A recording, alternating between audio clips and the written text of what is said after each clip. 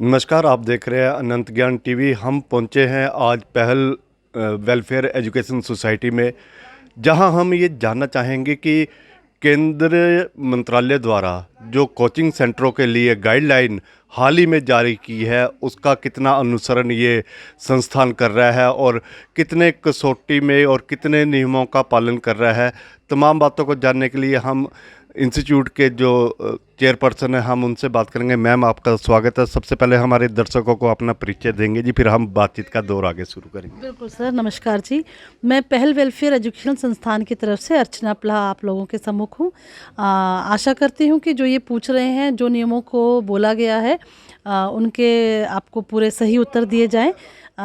जो भी ये लोगों ने गाइडलाइंस बनाई हैं, वैसे तो वो पहले से हम वैसे ही फॉलो कर रहे हैं, लेकिन अगर कोई चेंजेस हैं उसमें तो हम उनको बिल्कुल फॉलो करेंगे। मैम, सबसे बड़ी गाइडलाइन जो आई है वो है 16 साल के जो उम्र के बच्चे हैं, उनको संस्थानों में एडमिशन देने पे या उनको कोचिंग देने पे रोक लगा दी है, ताकि सरकार की मंशा है पहले वो उनकी स्कूल एजुकेशन पूरी हो जाए, फिर उनका दूसरे करियर एजुकेशन के बारे में आगे की शिक्षा दीक्षा शुरू हो। क्या हमारा संस्थान इस नियम को फॉलो कर रहा है?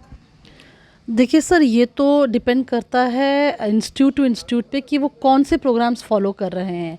जैसे कई प्रोग्राम्स छोटे बच्चों के लिए ही होते होंगे, तो उनमें हमारे सेंटर में तो फ़िलहाल ऐसे कोई प्रोग्राम्स हैं नहीं जो स्कूल स्टूडेंट्स के लिए हों। क्योंकि सबसे पहली बात तो है, जैसा कि करिकुलम आप लोग स्कूल्स का देखते हैं, इतना टाइम तो स्कूल स्टूडेंट्स के पास होता ही नहीं है कि वो कोई कोचिंग इंस्टीट्यूट ज्वाइन करे। मॉर्निंग में 9 टू 3:30 तक उनका शायद स्कूल रहता है, 4-5 बजे वो फ्री होते हैं। वैसे भी खेलने का, बच्चों के खेलने कूदने का टाइम आजकल तो गायब सा हो गया हुआ है, तो उस बीच में अलग से वो उनकी अपनी ट्यूशन्स का बोझ होता है। तो ऐसे में हमारे पास तो ऐसा कोई कोर्स नहीं जो स्कूल गोइंग स्टूडेंट्स के लिए चलाया जा रहा हो। अपने इंस्टीट्यूट में मैम कितने वर्ष का आयु का जो बच्चा है वो प्रशिक्षण लेने के लिए आता है? सर देखिए, जो प्रोग्राम्स हम चला रहे हैं वो तो है ही 12th क्लियर बच्चों के लिए, क्योंकि उनकी एलिजिबिलिटी ये है। और कुछ प्रोग्राम्स ऐसे हैं, जैसे नाइलेट के हैं, पीएमजी दक्ष योजना है, प्रधानमंत्री कौशल विकास योजना के अंतर्गत कुछ कोर्सेज चलाए जा रहे हैं। उनमें पहले से नियम है कि बच्चा 18 साल से ऊपर ही एडमिशन ले सकता है। बाकी जो दूसरे कोर्सेज हैं हमारे, उनमें भी स्किलिंग सिखाई जाती है, ताकि बच्चा प्लेस हो सके अच्छे उसमें। वोकेशनल कोर्सेज होते हैं, तो वो तो स्टूडेंट्स लेता ही 16 या 18 साल से ऊपर वाला बच्चा है। तो फिलहाल ऐसा तो स्कूल गोइंग बच्चों के लिए या जिस उम्र की बात की गई है उससे कम स्टूडेंट्स तो पॉसिबल नहीं होता हमको भी एंटरटेन करना। मैम, एक अहम सवाल, क्योंकि कम पढ़े लिखे शिक्षक भी या इंस्ट्रक्टर जिन्हें हम बोलते हैं संस्थानों में, वो अक्सर बच्चों को ट्रेनिंग करते पाए गए, जिसके लिए सरकार ने एक नियम और अनिवार्य कर दिया कि कम से कम जो इंस्ट्रक्टर हो उसके जो अपनी शिक्षा है वो ग्रेजुएट होना चाहिए।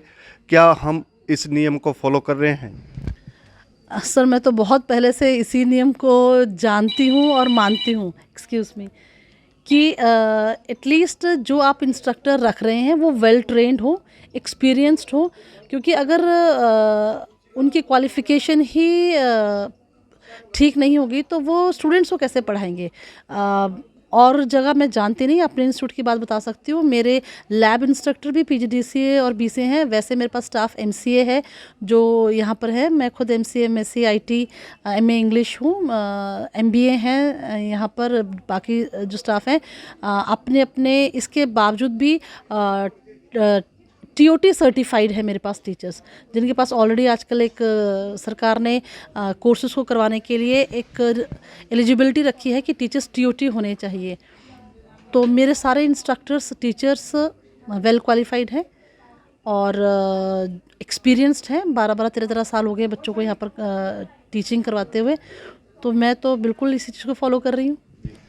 सरकार ने एक नियम और लागू किया है कि तमाम कोचिंग सेंटरों की अपनी वेबसाइट होनी चाहिए, जिसे देश दुनिया के किसी कोने में भी खोला जा सके, देखा जा सके, और उसके मुताबिक आपसे कोई परामर्श लेना चाहे या फिर प्रशिक्षण लेना चाहे। क्या वेबसाइट बनी है? अगर बनी है तो कौन सी वेबसाइट है?